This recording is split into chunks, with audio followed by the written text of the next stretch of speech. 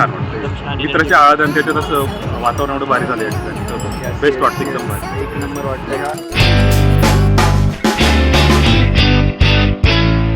आणि हे बघू शकता तुम्ही, हे धुळ्याचे स्वामीनारायण मंदिर यातील परिसर बघा.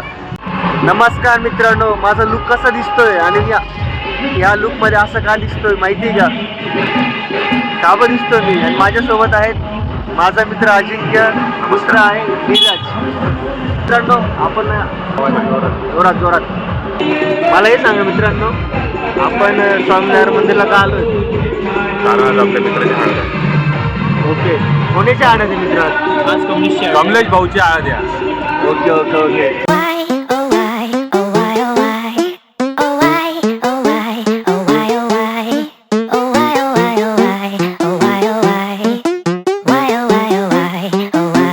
कसं वाटतंय तुम्हाला? एकदम भारी वाटतं. मस्त एकदम. काय भारी वाटतं तुम्हाला? अरे मित्राची हळद आहे आपली, काय मस्त वाटणार नाही मग काय वाटणार आहे. एक नंबर गाईज. आम्ही अशा ठिकाणी आलोय धुळ्यातील. कुठं आलोय आपण?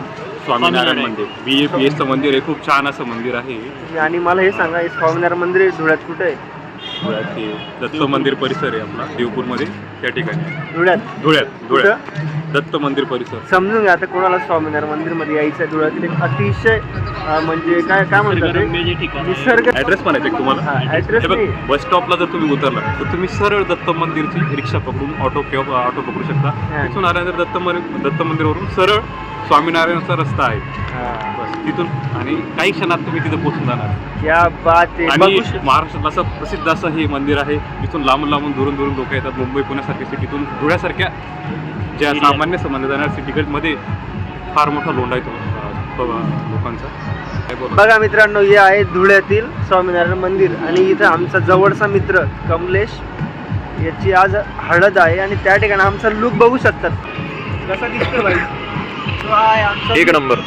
हे लहान मुलांसाठी खेळण्यासाठी केलेली व्यवस्था आहे, जे आपण येतो त्यांच्यासाठी. खूप चांगल्या प्रकारचे इथं खेळण्यासाठी.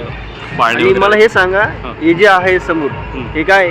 हे आपलं रेस्टॉरंट आहे. इथं जर आपल्याला भूक लागली तर आपण पे भूक लागल्यावरच भूक लागल्यावर फ्री वगैरे काही नाही तसं. बघू शकता मित्रांनो, आमचा आहे प्ले झोन. म्हणजे जे लहान मुलं आहेत, तुम्ही मंदिरात आले आणि मंदिरात आल्यानंतर तुम्हाला थोडं वाटतंय लहान मुलांना ते रडायला लागले किंवा त्यांना करमत नाही, तर तुम्ही या ठिकाणी त्यांना त्यांचं मन रमवू शकता. Okay okay okay. हे सांगितलं मागे दिसतंय साहित्य भांडार.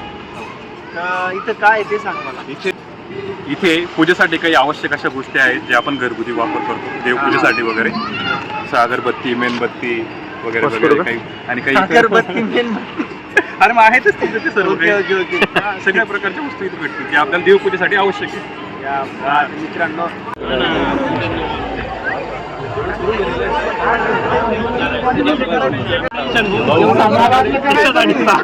बरं झालं सांगितलं. निघा तो कमल्या. कमल्या कसं वाटतं तुला?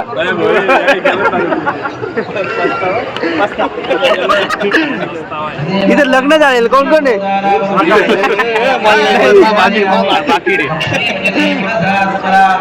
सर्वच झाला रे.